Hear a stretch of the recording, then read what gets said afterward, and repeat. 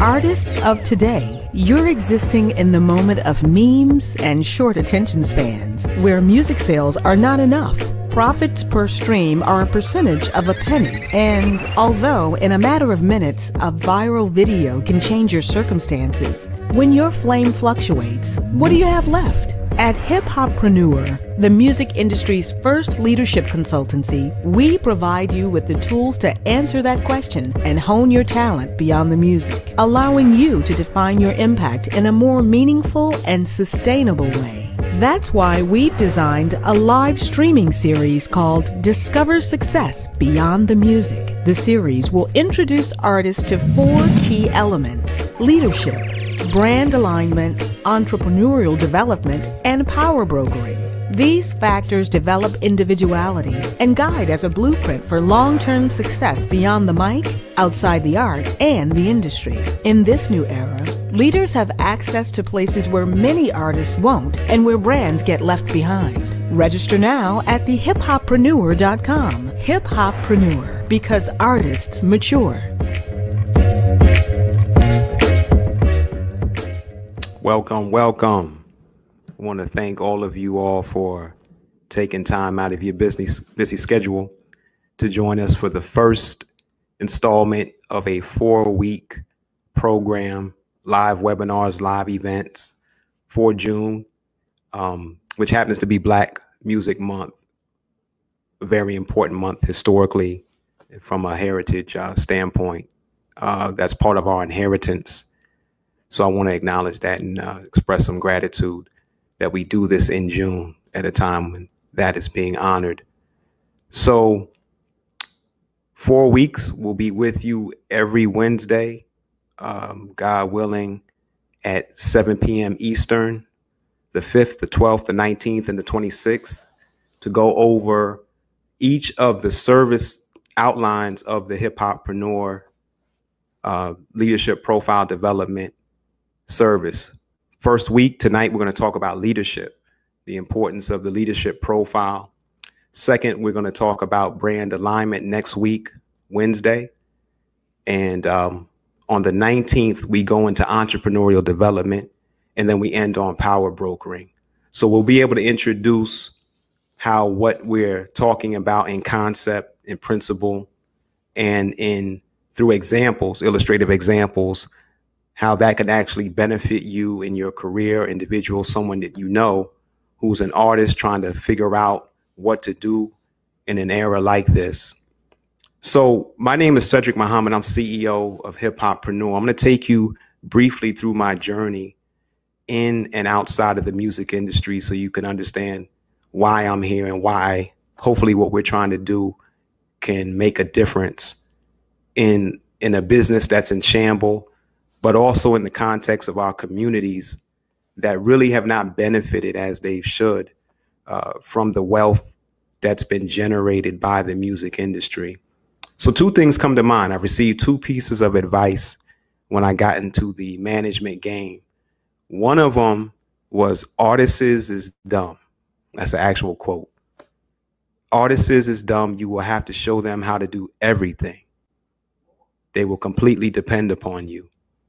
The other piece of advice I got from another mentor is that your clients will always want to know that you can go places that they can't and that you will take them with you. And so we're here because the first premise, that artists is dumb, is one that I never fully accepted, but I grew to understand why it became somewhat true through my experiences, in the sense that artists tend to be dumbed down and that the culture is dumbed down. I had a conversation with Dave Mays, former Source magazine founder, publisher.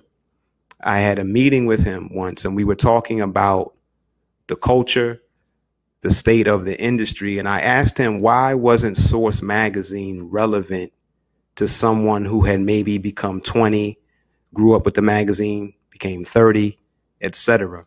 And he told me that Madison Avenue executives, marketing consultants had told him that the target audience for that magazine and in hip hop in general was a 17-year-old male.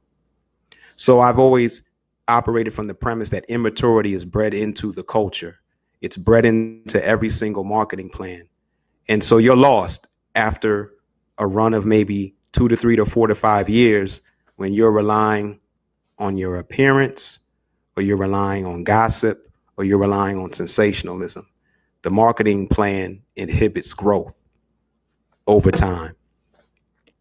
And the second piece of advice is relevant to my path. I started out in concert promotion. I was blessed to know at a really young age I couldn't rap. I used to make beats. And so from that experience, I also participated in concert promotion in my teenage years. So I fell in love with the behind the camera, behind the microphone role, where I didn't have to be seen, but I saw a lot of the power being weld behind the scenes. And so artists wanting to know that you can go places that they haven't, but that you will take them with me. That's been my life experience from the time that I started to throw shows and parties in my college years to when I started to do some consulting at record labels to help bring many of them into more standardized accounting practices. And then for something, an era that many of you know me from, which is serving for 2 years as the general manager of Tang Management. I left that world, got into inner city economic development consulting, some political consulting, went on to advise world leaders, economic finance ministers in here and in Africa, Wall Street investors, entrepreneurs. So I operated outside of the context of the music industry, and that gave me and afforded me with some insights into what impacts artistry and what impacts the industry and cultural trends from outside of what we see. So tonight I want to walk you through what I see to be the current state of affairs in the business. We'll show you a few presentations, and then one video I want to talk about to demonstrate the power of leadership and how influence and subtlety sometimes are more dramatic and more impactful than things that you can see on the surface. So every Wednesday, this will be the location. I want to thank Shindig for extending their incredible technological platform to us to do this. There's an interactive element to this. Those of you who did not want your camera on, you had that option. If you want to communicate with others here, you can feel free to do so. Tonight, we're going to take questions via text. If you wanted to take a question, send it in. We can put it up on the platform and allow you to communicate with us that way. And then we'll raise whatever you're asking and bring it to the attention of the entire group. So let me begin with what I like to walk clients through, and that's the law of supply and demand. If you can look on the screen, it should be visible to you. The law of supply and demand, the impact of the law on today's artists. And so, as I said, I began my background in the business, I would say 1990, really 89, to be honest with you, 1989 into the early 90s. Industry has changed completely, as you can imagine. So with the growth of technology, the demand for what we call recorded music, cassettes, vinyl, CDs, even MP3s, that has failed to match the increasing supply, meaning those of us who just were consumers, we would go out and shop and buy. We became producers, didn't have to go to a studio anymore, and distributors. We could get files MP3. That disrupted everything from the mom and pop record store to the chain music store to radio. The ability to go from being just a consumer to being a producer and a distributor, though, wreaked the most damage to artists. So we call it here, more technology, more problems. The ability to no longer have to go to a studio, the ability to purchase music from a laptop, all of those things cause an increase in supply that caused the demand to totally in some respects collapsed. I'll give you an example. The mixtape market was vibrant. It was the lifeblood of hip hop in the early 2000s, late 90s. 50 Cent, as many of you know, mastered it as his marketing staple. And then the recording industry of America, a lot of people don't like to admit this. I see Hillary Rosen all the time. Every time that I see her, she's a prominent Democratic consultant, but she was formerly the head of the recording industry of America. And the RIAA would raid small mom and pop record stores that would sell primarily hip hop, R&B music. That totally pulled an element of the distribution pipeline out of the community that was most friendly to the artist, that the artist could access. You could put your music in the local record store, the mixtapes. That was the premise for them raiding the store on the grounds of piracy. When that institution left the community, it facilitated a lot of what we're talking about, which is the gravitation toward the MP3, people having to find music in places that they previously never would have thought of because that record store was gone. That's a real important factor in this issue that we deal with. Now, this is not a very popular subject when I raise it to my friends in the music business. The idea that streaming music, Spotify, Apple, Tidal, that the rise in streaming subscription-based services where you now pay a monthly fee to access entire catalogs of music over time and across every genre, people like to say that that emergence has caused the record industry to come back or the music industry to come back. It's not true. If you look at these numbers, the heyday of the music industry that we have not returned to in terms of sales of recorded music was 1999, $14.6 billion. That has steadily declined and is just now ticking back up. So relatively speaking, music economics from a recorded sale perspective have gotten better over the last 3 years, we could say. But generally speaking, and historically speaking, the music industry is still on massive, massive decline. So the harsh reality of music streaming. Those of you who are artists, you've been perfecting your craft and you've been looking for different outlets. You may have used TuneCore. You may have hired a manager. You may have gotten your record on the radio station in rotation. But look at Spotify, which is the most celebrated of all of the streamers. Daily uploads, 40,000 different tracks are uploaded every single day to Spotify. On a weekly number, that's 280,000. And then on a yearly basis, we're talking 15 million. So how is one song and how are you as a single artist going to stand out? So I hear a lot. It's an interesting debate where people say, you know, the record label is not holding you back. You don't have to wait for a label to sign you. What is your problem? Just put it out yourself. True.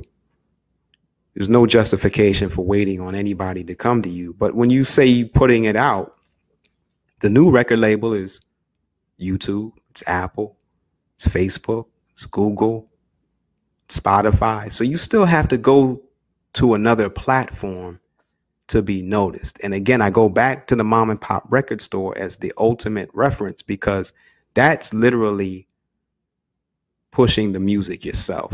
Putting it on a technological platform is not, to me, as powerful as those days when you were literally selling music out of your trunk hand to hand. So a lot of artists have just never grew up in that era, and some older artists have forgotten it and gotten lazy. But nothing beats high touch, hand to hand contact. So Spotify pays only 0.00437 cents per play. That means an artist needs 337,000 plays to earn $1,472. How are you going to build a sustainable career with economics like that?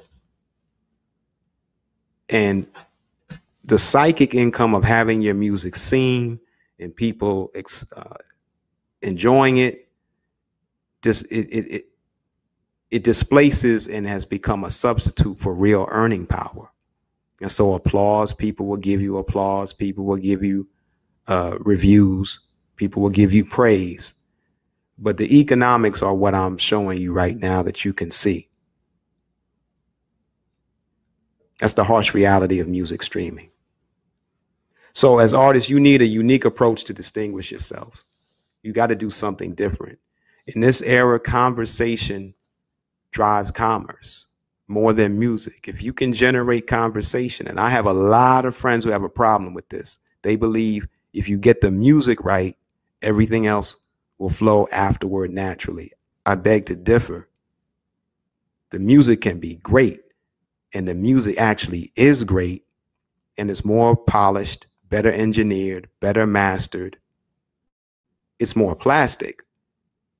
It's less organic. But from the standpoint of having something sound professional, years ago, you could never have like a fully mastered record sound as good as the stuff you can do in your house. So the music alone is not going to distinguish you when everyone now can come up in quality. So what distinguishes you is what distinguished you all along from the time you were born, is you. And recorded music was never meant to be presented or sold apart from you. That's a recent phenomenon over the last 200 years where music itself was stripped away from the actual performer. And so live performance is the presentation of you right along with your music. Many people don't think about that, but that's probably the best example of what the current industry revolves around, which is revenue from concerts, to show you people want you. They've always wanted you. And the idea that your music takes precedence over you is a little bit of a fig leaf. So social media obliterated all of that. The illusion that people just wanted to hear great music, social media has obliterated that. And so now you cannot just go out on a carefully orchestrated promotional tour. When I would deal with artists, it was almost like the goal was to not touch people. The goal was to go to the radio station and make people chase you and then pay to have access to you. Now we can touch you 24/7 and have access to you anytime we want, and we expect you to be available. That requires a different skill set, a different temperament, and a different psychology than someone who has a great voice or someone who has the ability to make a tremendous song or an album. You had to function now more like a leader. You had to function now more like a politician. You had to function now more like an activist. And so it's not just enough to be good on radio and good on TV while you're selling something. And so many artists I know are not comfortable talking unless they're selling something. People won't even appear on your show. Many of you that have blogs, many of you that have successful TV and radio shows know what I'm talking about, unless they have something to sell. And that used to be one of my main grievances with hip hop journalism. The cover of any magazine of note was a new album, as if that was news. So that created this facade and this false pretense that you don't have to engage people. And now social media, Twitter, Facebook, YouTube have now made it incumbent upon artists to articulate why they made a song, to speak to the personal life of their supporters, to have something intelligent to say about political matters, to be able to sit in a room on a panel and not just talk about music where everybody is enamored with you because you're the most famous person in the room. So you need a unique approach to distinguish yourself. And so we take insights from dealing with congressional leaders, dealing with spiritual leaders, dealing with businesses, company executives, operating in media, and apply that to you and your artistry. That's what's next. So let's go back to the leadership profile. So now, and I'll go back a little bit in time. When the record industry started its decline, file sharing took over, and record labels saw their revenue decline. They came up with what's called the 360 deal. Many of you pretty familiar with it. It gives the record label the right to have a claim on your revenue streams from non-music related activities. So that's telling you right there that the music industry already understood where the money was, but the artists were the last to know. So when I was with Wu-Tang, our show money was our money. The record label had nothing to do with that. Endorsements were our money.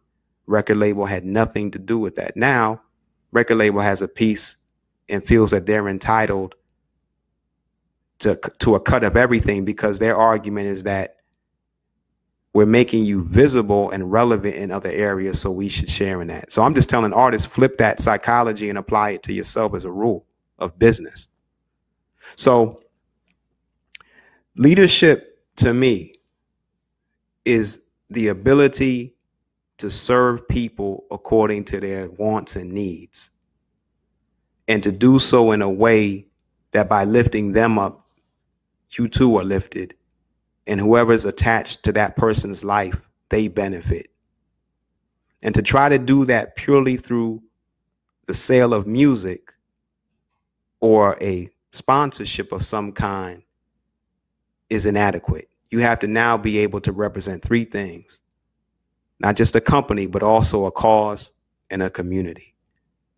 So let me give you a lesson just to bring this relevant and to show you how in everyday life we practice leadership skills. We have them.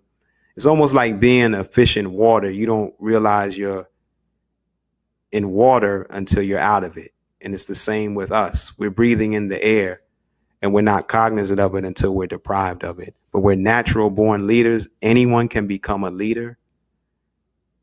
And I believe that that's an important distinction, because not everyone can sing, not everybody can rap, but you absolutely are created uniquely. And so it just requires people who care about you and who are not interested in competing with you on the basis of your talent or just exploiting your talent, but to bring out of you what's matchless and therefore monetizable at a level that cannot be competed with. There's only one you, so you have your own market.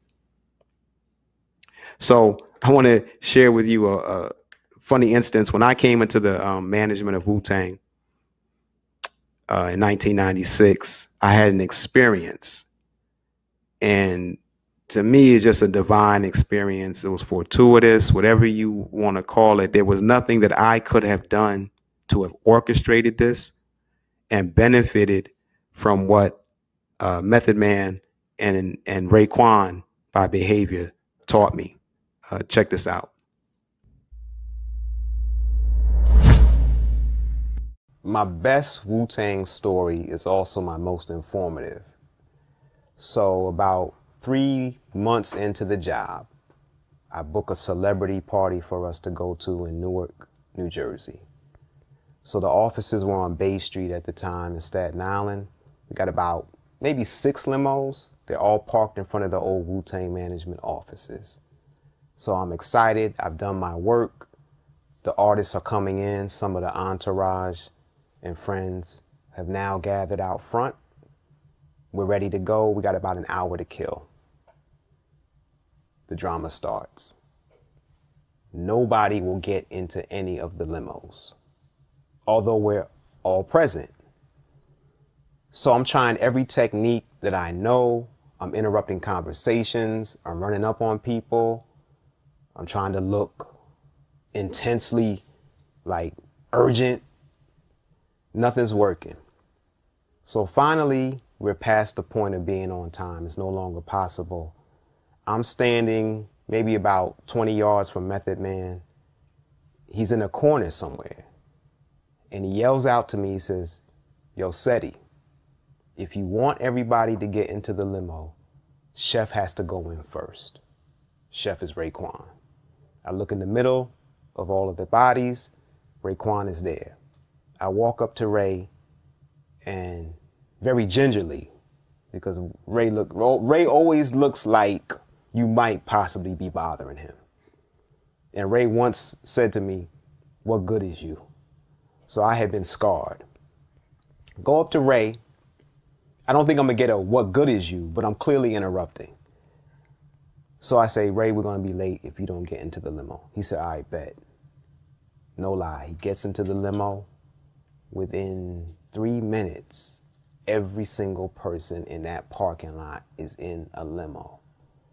So it's hilarious if you look at what I went through. I was frantic, I was nervous, but look at the life lessons that you're taught there. One, Meth had been watching me. Didn't have to say anything, but out of compassion, I guess he had enough of a good laugh. He called out to me, recognizing that I was the new person on the team, and he gave me a jewel that I never ever would have learned otherwise.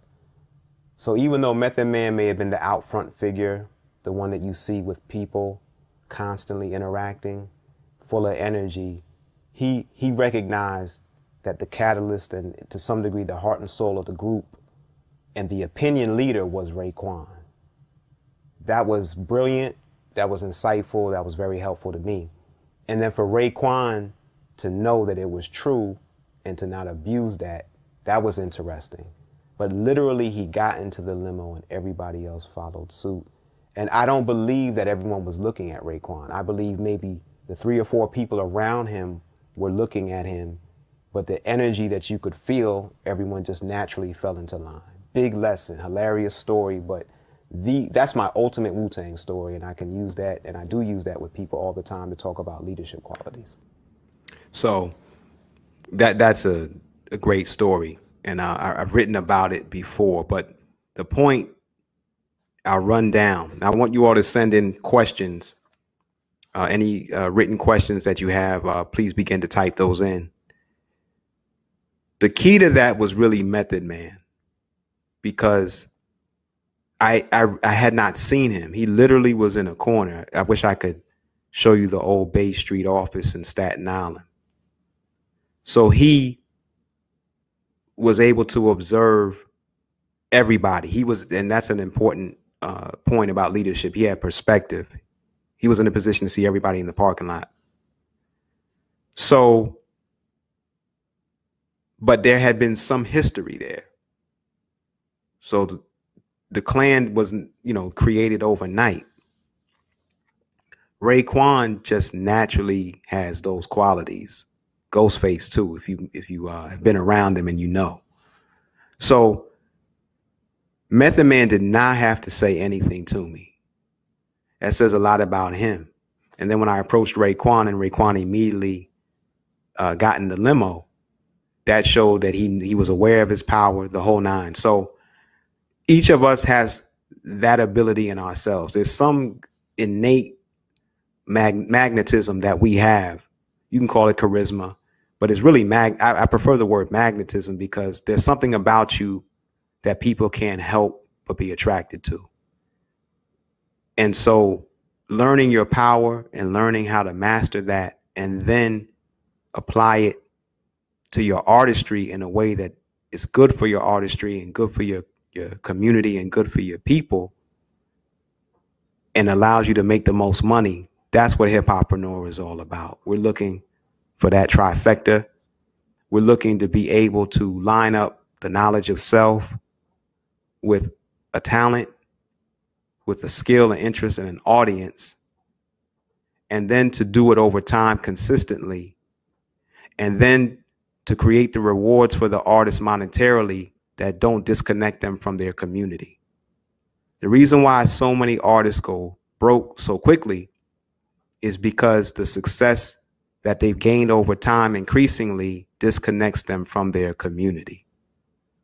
And so everything that we talk about, the 8 steps that we guide clients through with our leadership profile service, is designed to always keep you connected in that circle where whatever you do monetarily, it flows to institutions where you're from and where you live. It doesn't matter what you do online, you're still rooted in a community that will support you and that will not just care about whether you have a piece of new music out or not. If you look at so many different artists, even those that are on social media and do it very well, taking you into their life, it's almost a vanity exercise. So they're perfectly pulling you into their world and being interesting, but it's constantly look at me. It's not constantly look what I'm doing for you. Look how I'm relevant to what you're going through. And so you have to have something to say politically. You have to have something to say of a social nature. You have to have something to say economically. And then you have to come behind that with real actions that convey the fact that you are a boss from wherever you're from.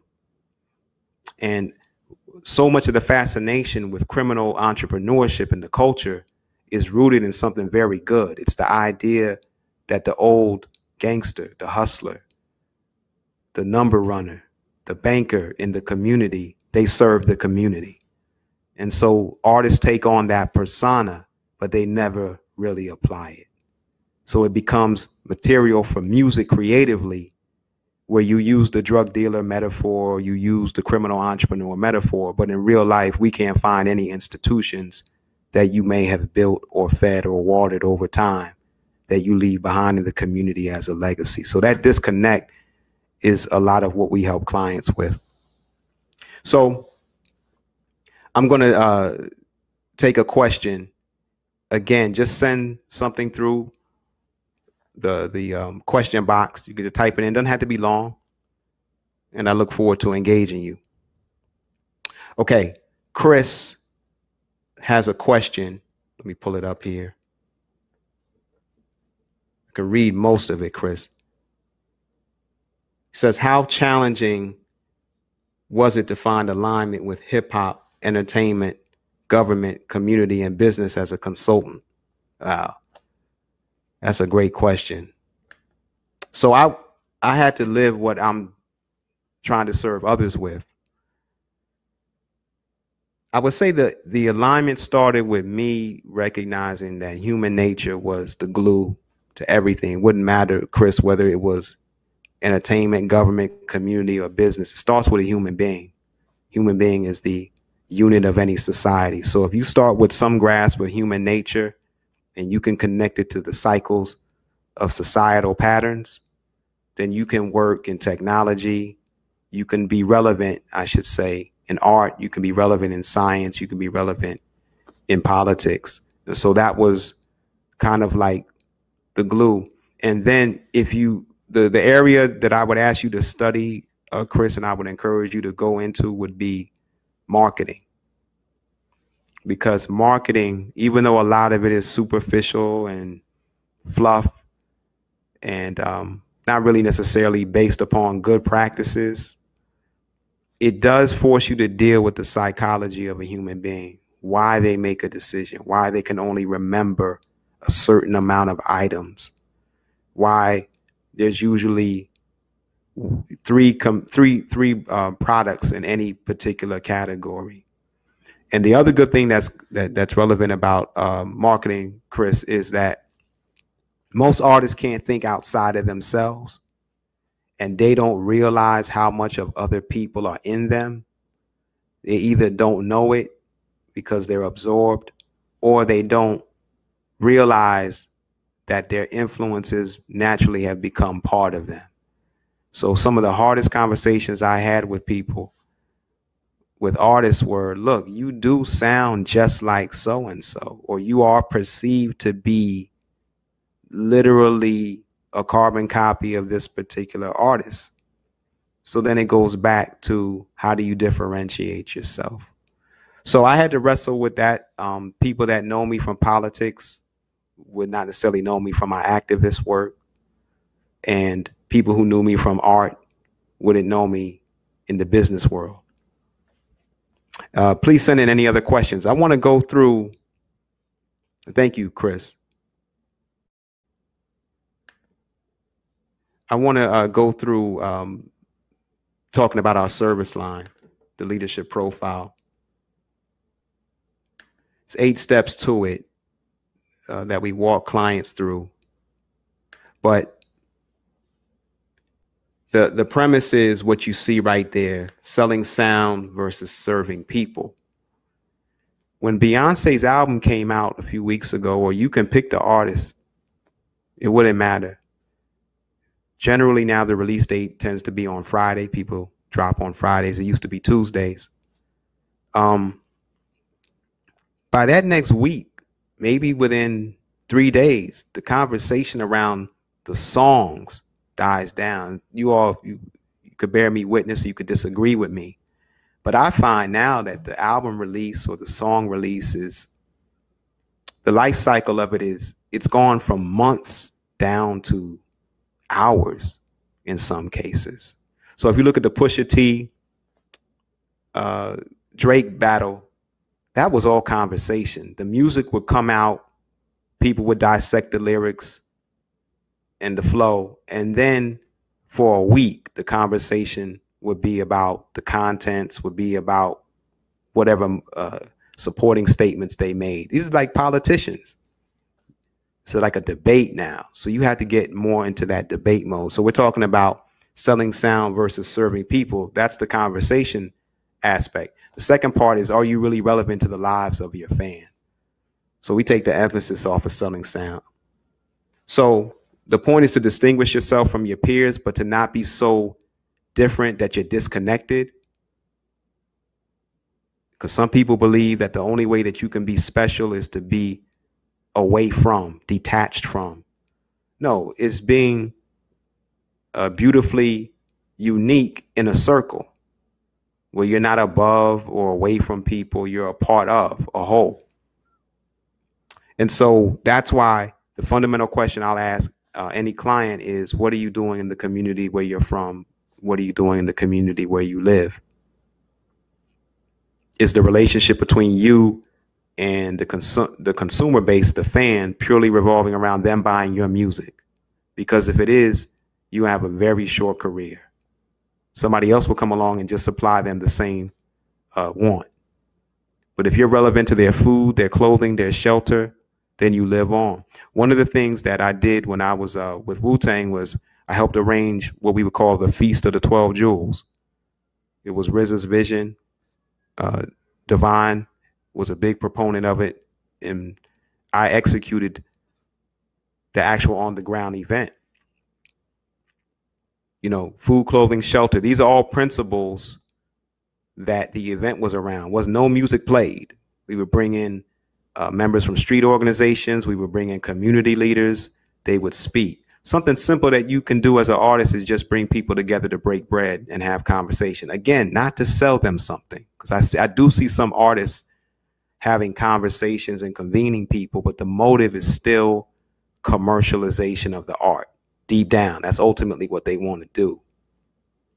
So we deal with the leadership profile around that. If without relying on your art or distracting from it, Hip-Hoppreneur will help you open doors to power centers which have been previously closed to you and those of which you weren't even aware. Everyone wants to meet an artist. Everyone's fascinated with celebrity. So we teach you how to identify your opposite power center. If you notice, all these politicians want to hang out with artists. All of these actors want to hang out with athletes. The athletes want to hang out with business leaders. The business leaders want to hang out with celebrities. So you're always going to be attractive to somebody that sees you as a novelty. In other words, different from themselves. We don't have to touch any of your art to be relevant to that. So one of the things that we emphasize, as you can see from the slide that's up, is the difference between community service and community development. Community service is non-threatening. Community service is positive, but it's not necessarily transformative, and it's not necessarily threatening. So anyone can perform community service, and you would have arguably done an act of kindness. But if those acts of kindness don't transform the reality of our community or your fan base, then you haven't developed anything. So we make a clear distinction between service for the sake of service and philanthropy and charity, which many artists get guided into by their team, and development. You rap about the projects. Have the projects changed at all? You rap about business. Have you set up a business at all? So we offer 3 major benefits of the service. One of them that's most important is allowing you to introduce yourself to an emerging market that's on the scene or yet to come, on the horizon. That's number 3. And as we harped on it a few times, the ability to spark conversations. As an example of the potential and how long I've been working on this, in 2005, I arranged a meeting between David Banner and his congressman, Benny Thompson. They had never met. And I think the mayor of Jackson, Mississippi at that time was Frank Melton. So David Banner and we had a great 3-hour meeting at Union Station in DC. I think it was B. Smith's. And then I walked him right over to the office of his congressman, Benny Thompson. At that time, David was doing a lot of charitable work out of his own pocket. And I'll never forget, because he told me that Andre 3000's mother had advised him about the pitfalls of kind of using your own money. And so we had a meeting. It was incredible. And it was decided by David and Congressman Thompson that they would form an alliance with the mayor of Jackson and deal with all the community issues. So that was great to be in that room to help make that happen, to be able to share how David could help Congressman Thompson and vice versa. And we left that room in July 2005. That's how long I've been working on this in this field. And a month later, Katrina hit. And you could just go back and see what a struggle that was for artists who were trying to help the communities that they came from. So that's an example of what I mean. Anyone in their right mind is going to want to meet an artist who can attract people, even if it's for a selfish motivation. But there's a way for you to leverage that for good, and there's a way for you to leverage that for business. Any other questions? Okay, so bringing you to the attention of local, regional, and national leadership. Clearly, we did that for David Banner and Congressman Benny Thompson, but the point is also to do it at the local level. You should be connected to your school board. You should be connected to city council. And there's a way that you can approach them that's relevant, that's good for your career and good for the community and speaks their language. And so as a general rule, each step of our consultation is essentially 1 hour of advice and 5 hours of application. You have to refine the theory with practice, and you actually go out and do certain things. If you want us to be involved, we stay involved. But for the most part, we give you the blueprint and then regularly check on your progress. So you can obtain a consultation, the Hip-Hoppreneur.com. We have a contact us page. There's also an attendant that will come up and ask you a question. I would encourage you to explore that. And 4 service lines across those service lines. So back to the leadership profile, which is what we're referring to tonight. It's all about bringing out what's dormant within you that has not necessarily been addressed by a school system or your family or any stewarding institution of a community. The leader is within you.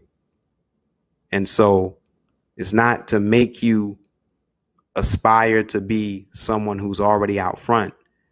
The goal is to learn their lessons and incorporate it in your own life, in your own style, in your own unique way, and bring forth and present yourself to people with your art and outside of your art in a way that can transform your business model and transform the community. I would say specifically, there were artists that when we launched this that I wanted to work with. The top 1 or 2 I'll just say Nipsey Hussle was always in that conversation as a top one or two. And let me take a few moments to talk about him, what made him different, and why he represents like the beginning and the end of something. He's the end of the corporate driven model of community service, like as an artist. If you lead with corporate sponsorship, if you lead with endorsements as the way that you brand yourself, you're done. And what I would like to know from all of you watching is, when Nipsey passed, what song came to mind? And I'm not the most, I listen to all the new music that comes out every week just as a habit. I love it. But I was not the most knowledgeable person to begin with. So I talked to all of my knowledgeable, music heads. Like, all they do is listen to it. Nobody led in conversation about Nipsey Hussle with a particular song. Nobody. That was not the same with Tupac. That is not true with any other artist. Nobody has led with their work. I can't think of any hip hop artist, living or dead, that when you think of them, the first thing you don't think of is a song or something pertaining to the way they were marketed. So he's the end of the old era of the machine presenting you to people, where you don't have to touch people. You don't have to go out and do anything dirty. You don't have to risk your own life. And it cost him his life, arguably, that he was so much among the people. But I'll talk more about that in coming weeks. But he's like the beginning, to some degree, of this other way of being presented, where you don't lead with the sound, you lead with service. And so that's an important distinction. Every other great artist has done. I'll give you a great example of somebody. And this is another way of looking at it. There have always been artists who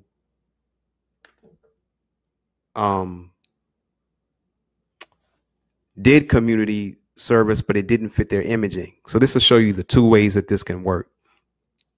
Early on in my career, the two most influential figures were Queen Latifah and Diddy.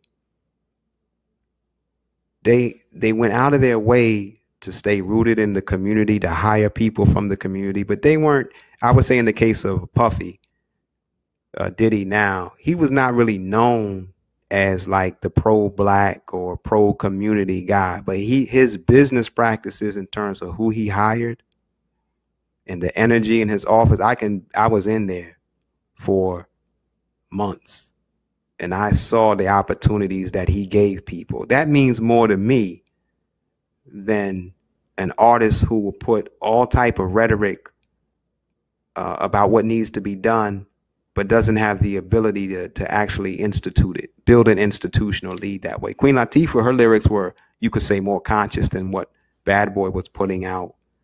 But she built the business side of what she did in her community presence clearly around the leadership role.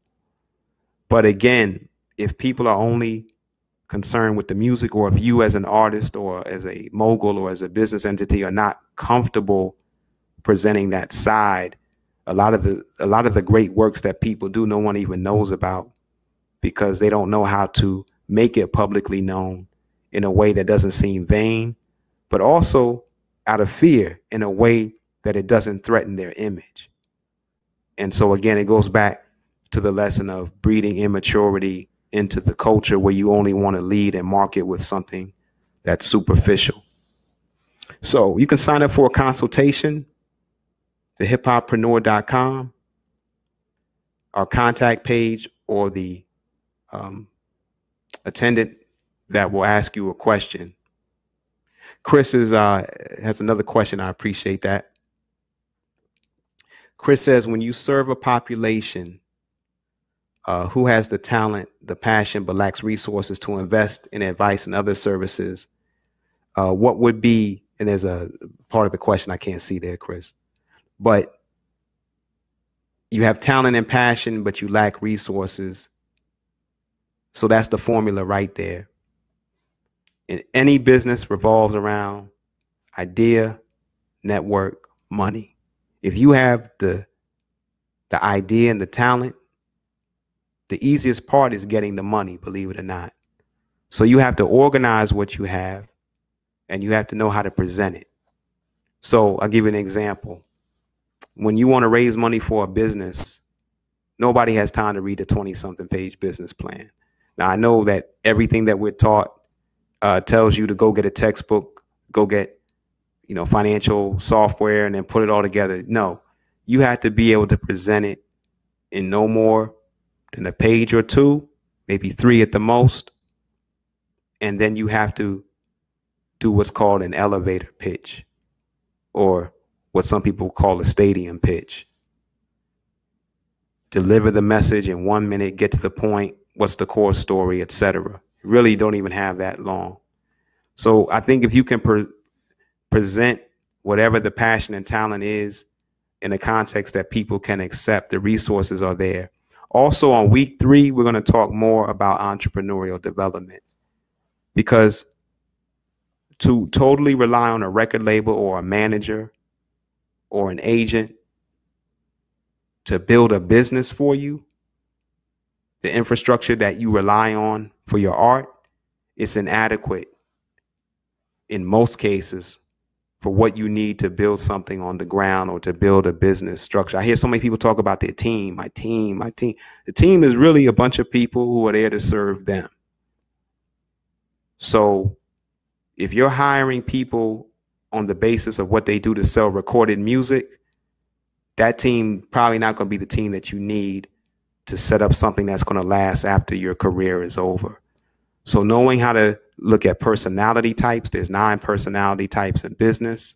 Knowing how to be relevant to a cause, a company, and a community, that's another factor. Knowing how to present information in a concise way and deliver it verbally, through text, and most important now, visually.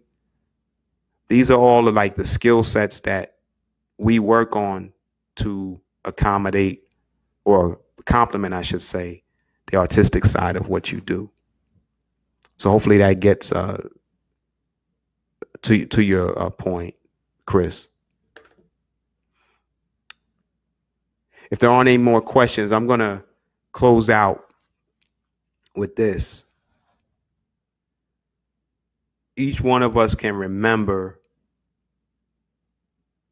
the most unselfish thing that we've done or that someone else has done on our behalf. Generally speaking, it could be starting with a mother, a family member, etc. But those moments where you are lost in yourself, you're free of not the knowledge of self, but you're free of a selfish motivation where you're only seeing yourself. Those are the moments that if you can connect to that and stay in that zone, you're magnetic. And so we have a way that we walk people through that, to actually keep a diary and become more self-aware, not in terms of your talent, where there's an inherent amount of insecurity involved in being an artist. Because being an artist is about the acceptance and meeting the expectations of other people. That's why a person is so tormented when they develop a creative work, because they don't know, they know it's good, or they feel they did their best, but they can't accept that unless people react to that. And so that's part of what's manipulated by a lot of industry professionals that surround artists. They know psychologically their need for acceptance and approval and applause and reward can put them in a position to do things that they normally would not want to do. And then they can never enjoy or feel fulfilled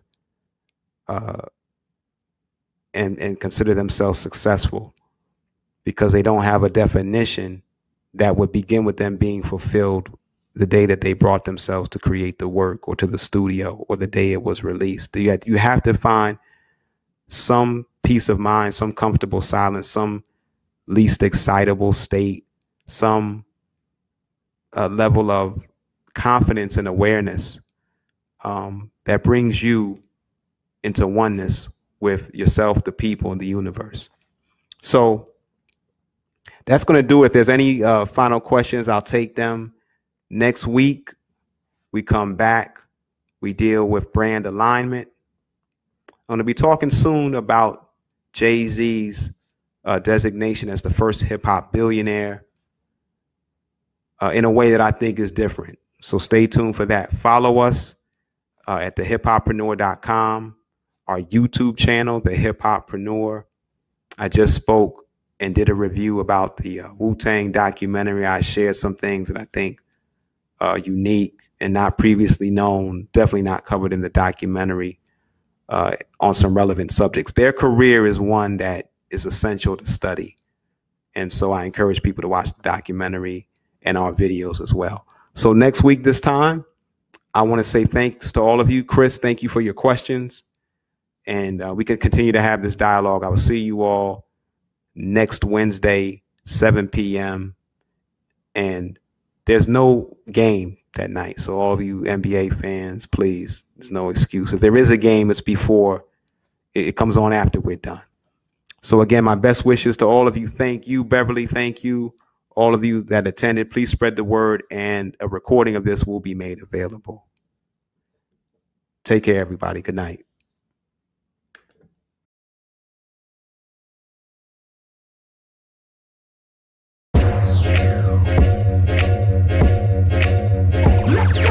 Artists of today, you're existing in the moment of memes and short attention spans, where music sales are not enough.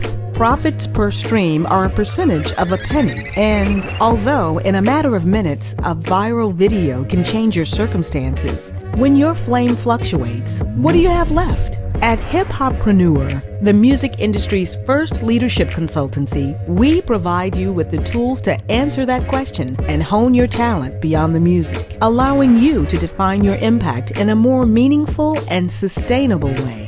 That's why we've designed a live streaming series called Discover Success Beyond the Music. The series will introduce artists to 4 key elements: leadership, brand alignment, entrepreneurial development, and power brokering.